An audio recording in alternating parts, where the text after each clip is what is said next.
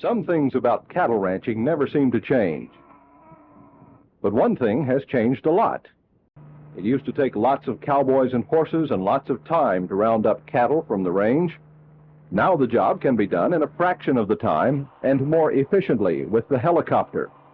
The pilot is Aubrey Lange. He's a former Army helicopter pilot, now in business for himself. Did you ever work cattle as a kid? I had an uncle there worked at a dairy, and we would, of course, we were barefooted as kids. They made us quit in the 8th grade. No, I think it was the 6th or 7th grade. We couldn't come to school barefooted. So, but hell, I was barefooted all summer, and our feet were tough. And I'd go over there, and he'd have to go gather those dairy cattle. Of course, dairy cattle are different. They know where to go, but there's always one or two that are incorrigible. And you could tell which one she was. And I could take a stick and turn her back, go throw it over in front of it, and she'd know, okay, yeah, okay, now you see me, I'm going, But I'd go out and work them barefoot. So you didn't want to do a lot of walking around there. The sand would be so hot, you would be stepping in fresh cow turds. That's how you kept your feet cold, because that was the coolest place you could find. The damn sand was so hot, with your feet. But you'd wash your feet off. Well, we weren't that pitiful, but I worked them barefooted. Now, you learned a lot what a cow's going to do doing that, because otherwise you're going to have to go over there and turn her back, and I didn't want to do that. I wanted to throw a rock over there and make her turn back. That's how I learned.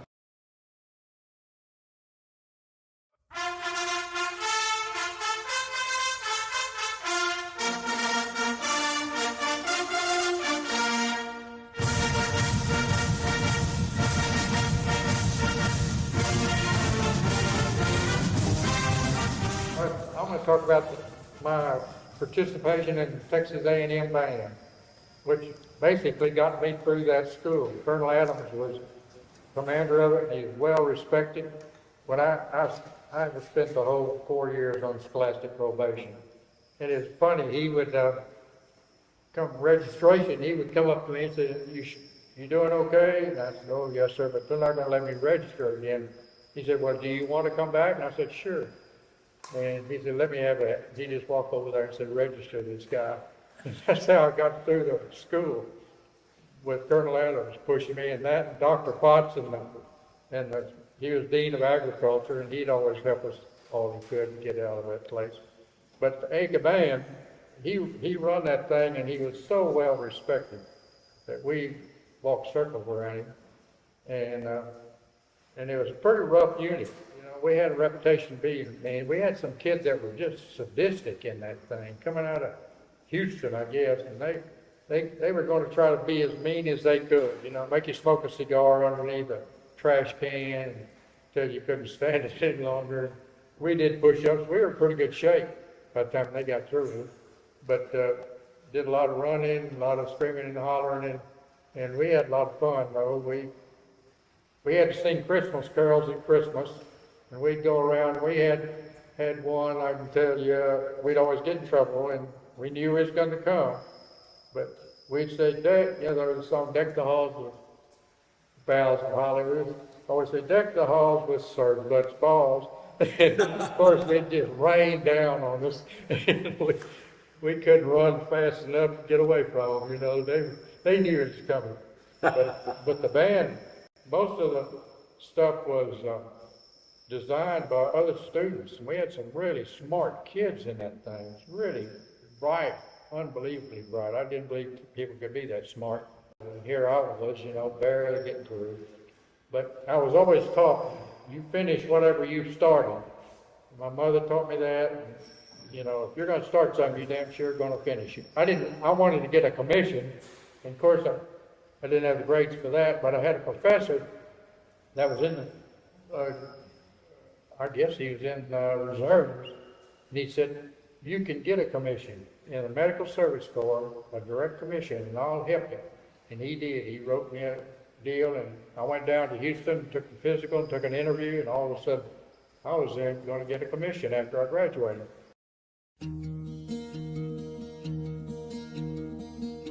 My name is J.M. Lange. My husband is Aubrey Lange. We married in June the 4th, 1966. Aubrey had just graduated from Texas A&M in class of 65. And he said, I'm facing having to go to Vietnam. So I would like for you to stop 2 years of college and let's get married.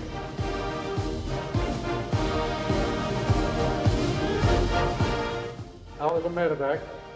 They called them dust-off pilots. My dust-off number is dust-off 1111. My first tour, I was in the 498 Air Ambulance, and it was at midway on that country, from the bottom to the top. It was about midway. A place called Quin Yon, which was a major little town, had a big runway, airport and everything, but we were outside and had our own airfield. We had gunships, and we had Medevac, and we had heavy lift on the other side, and so all kinds of helicopters are out there.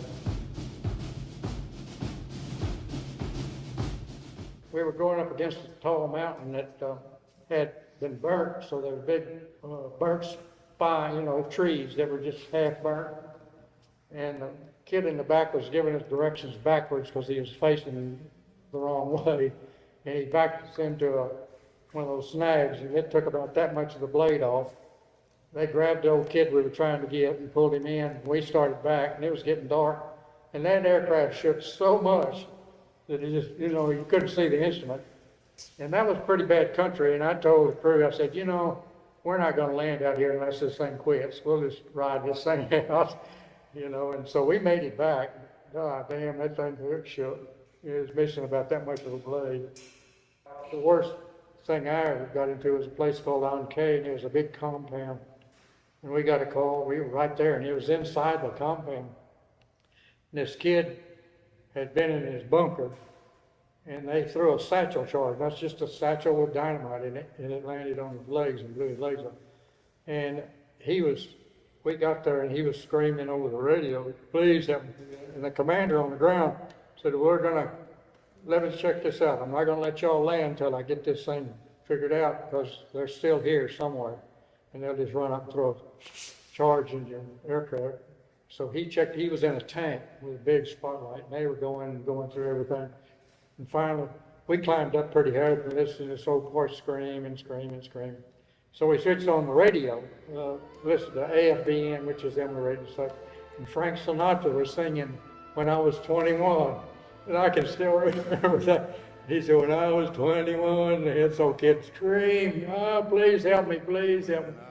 And the guys on the ground, we're going to get there in just a minute. Finally, he released us, but I can still see old Frank singing that, and that kid screaming over 2 radios, eerie, We finally got him, picked him up.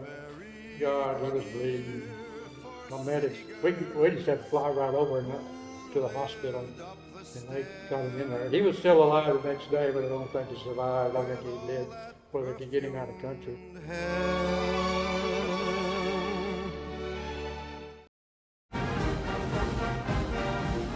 Willard Jordan, my uncle, knew these ranchers. He saw that in South Texas they were rounding up cattle, and so he told Aubrey when Aubrey got out, and Aubrey didn't even think he was going to fly a helicopter, and Willard said, no, I need you to get your helicopter done civilian, and I'm going to give you the list I'm going to tell these ranchers, and then you just go one ranch at a time, and oh my gosh, word spread. Most of the people that I worked for out there had never used a helicopter, so word of mouth got around. Paisano being one, they had never used one, and they told me it'd take them a month and a half with 20 men, and that's working every day, camping out with chuck wagon and all that stuff. So I could do it in 2 weeks. But I worked every day, all day. Yeah. We're talking about 8, 9, 10-hour days and stuff like that. And some of these ranches are big, they've got horses stationed out, you know what I mean? Knowing that their horses can't make it all the way across that, they're gonna change out halfway going, especially when you get into rope and stuff. But you take that group of cowboys there, I've just made it easy for them. And my pony, all I gotta do is keep putting gas in it and oil, and man, it'll keep going. But anyway, as you work with a lot of people like that, you don't know. I worked for the pitch park for a long time. Bob Morehouse was managing it. Gosh, I worked for them for quite a while. And then you go over to 460s, and then I'll go up to Watt Matthews, Albany, which these are people I'm so tickled to get to meet, Watt Matthews. My gosh, what a man he was, Princeton graduate. He was extremely smart. And I think I went up there 4 times a year, every year. He loved to have that helicopter. And he was an old bachelor, and every evening we'd have a toddy, and he'd invite all the women and men around, and a lot of times they would go down on he had 20 miles of Brazos River on that thing, and they had camps where they could go and cook right then. They had butane cookers, and they cooked steaks or fish or whatever. He had a wonderful cook there, and we would go down to the river of those camps and eat. Oh, it was just great, And then they would sing songs. One guy had a accordion, and he could play everything they wanted, and they'd all start singing. And it was really good stuff, good hometown stuff. We did that, and of course I worked for the 4.6s, and somebody told her about me. When her mother died, her mother wouldn't spend any money, Ann's mother. And when her mother died, Ann took it over, and their foreman was named Gibson. And he called me, because I was working up there for another guy. They got to talking, and anyway, they got my name over there, and he asked me to come up there and hunt coyotes. And so I went up there not realizing what I was getting into, but Miss Ann wanted to go, and she loved, I was in that old big bell again, and she could ride, and she'd take one of her friends with her, and there'd be 2 women and me riding around shooting coyotes, and she loved to do that, and they're out of that thing. But I'm so glad I got to meet her, what a person she was, and all that bunch. Old Boots O'Neill up there, he's a kind of legend up there in his own right, and there was another guy that we got to talking about. J.R. Edwards was his name, if you've ever heard of him. The obituary, the story about him on Facebook is horrific. He left as a kid, his daddy beat him and he left early. He was a tough guy, raw bone, he loved to fight. And like Boots said, he worked for the 4.6s, and he made sure he whipped up everybody that was there, because he could do it. But Boots told me a story about old JR. He said, we were at the wagon, which is where they were eating, and people were throwing their plates, those metal plates in a big old tub. That's where he wanted, but he didn't want them throwing in, they'd go in there and rattle around and bang. And that cook told him, I'm tired of hearing y'all throw those plates in there. I don't want to ever see it again. So here's old JR sitting by Boots. He said, watch this. He flipped that plate on. It hit that barrel and banged around. He said that dadgum cook come at him. And they rolled around and squalled around, dust flying. And I think that cook grabbed a shovel and went after him, and he took it away from him, something like that. And then he grabbed a shotgun that was behind this cook thing and said, you come any closer and I'll blow your head off. And old JR just threw, I think he had a pitchfork or something, he just threw it down, went on out, just laughed about it. Golly, Boots said, I just sat there and watched all that. But JR was tough. He rode with me and he liked me, and he was working for a ranch up there at Childress, and they had the big fire and it burned all the fences and the cattle were scattered, and JR showed me where I needed to go, and he was fun to be with. I knew he was tough, golly. And everybody I worked for, I don't think had ever used a helicopter. They'd never had one on the ranch, hardly. I know Watt never did. He didn't know it could be done, until his nephew told him about it, because I was working down here, what they call a Kickapoo Ranch, and his nephew owned it, and they had 1,600 bulls that belonged to McDonald's, and they were these Corrientes, but they were good, but they hadn't cut them.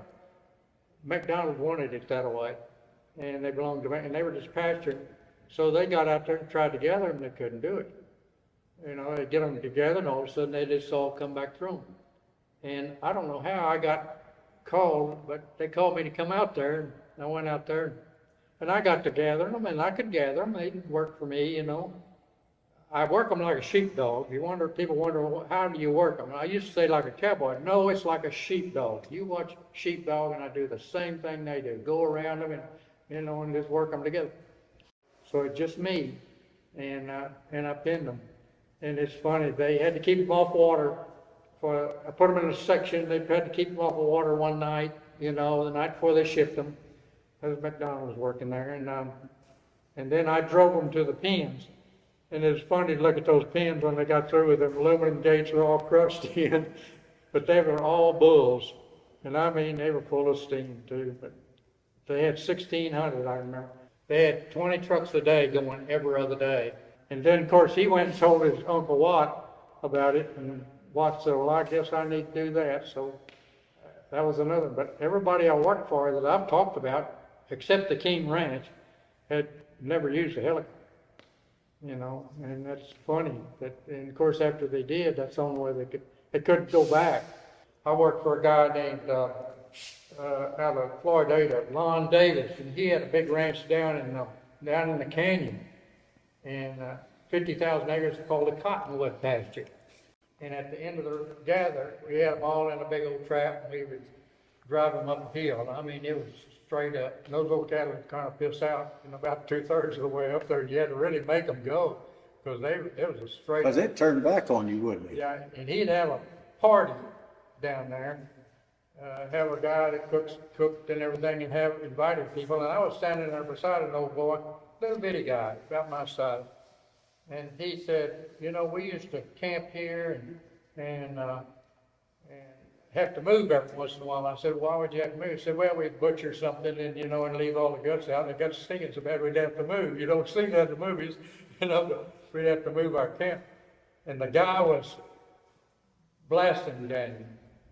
I didn't know that till I was talking to a guy at 4.6s, and he said and I wish I'd have known that. I didn't know anything about Tom Blasting Day, but he was standing right there beside me talking to me, and he was well known up there on the ranch, cowboy all his life, and all of a sudden he knew he was going to die, so he rode his horse out and got under a tree and put his hand to where the horse went on back home, and they found it and led him back to where Tom was dying. But he was well known, old cowboy up there. Way up north, to Alaska, way up north. Some people ranching, they're out of Alberta, Canada, ranching that thing, and they had an island down there below Dutch Harbor called Unimac Island, about 600 square miles.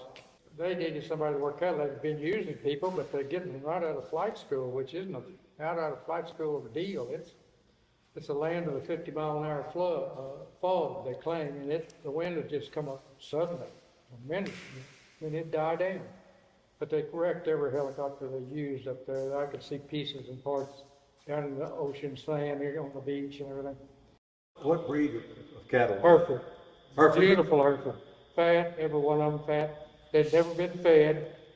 They get a lot of seaweed that comes in off the ocean, and it had a lot. There was a weed that grew about that tall, and they would eat it. And it's funny, I'd be driving, and all of a sudden they'd quit. And they'd start eating, the whole herd. We'd have, cattle everywhere. And you couldn't do nothing. Well, you could move them maybe 5 feet, and she'd quit and start eating again. So we had to kind of wait till they got through eating. Then we could go again. I'd never seen that phenomenon in my life. But they would shut down and eat. And then when they was ready to go, they'd go again. They knew more about it than I did. But yeah, it was a great experience. I got to go and got it out of my system.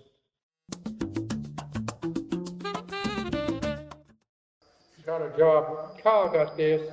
They need to get every little helicopter, R-22, to pollinate the rice. It's a hybrid rice. And then they had guys that go out there up in the middle of the day and said, well, the pollen's ready to release, The heat had gotten up, and we'd fly over it. Of course, there'd be a cloud behind us, and we'd do the same field every day. And that's how they got that rice pollen. There wasn't enough wind, enough birds, bees and stuff to do it. The rice was about that high, about 2 feet, I guess, and then we would be another 2 feet above that. Wow, you was right on top of it. Oh, yeah, you had to be right there. And your rotovars, they didn't want a big helicopter. They needed the Robinson, little one, because it was just right. the big one would tear it up, you know, too much. You know, I'd always fly an aircraft that had unlimited power for us. And then I got into this little aircraft that didn't have unlimited power. We tore up more capturing than anything, because that was putting that aircraft to the limit, capturing it with a net gun and coming up, you had to come up beside that running animal and shoot that net down. And we got work pretty good, but it's hard on that aircraft. You know, if the country was open enough where we could run that deer or whatever out in the open, we had it. I could get on it and he'd shoot. We had a team on the ground, kids, that would go up and wrap that deer up or whatever. We'd get a dune buggy going around picking them up, you know, and put them in trailers. We had Aggie engineers pretty well figured out, you know. So we taught them how to handle them on the ground. It's not hard after they learn. And they had a lot of fun. You get a lot of hands-on animals. Yeah. And they're live and trying to keep them alive and all that. But the exotic business is good business if you get prepared for it. Kyle knows it and he likes it.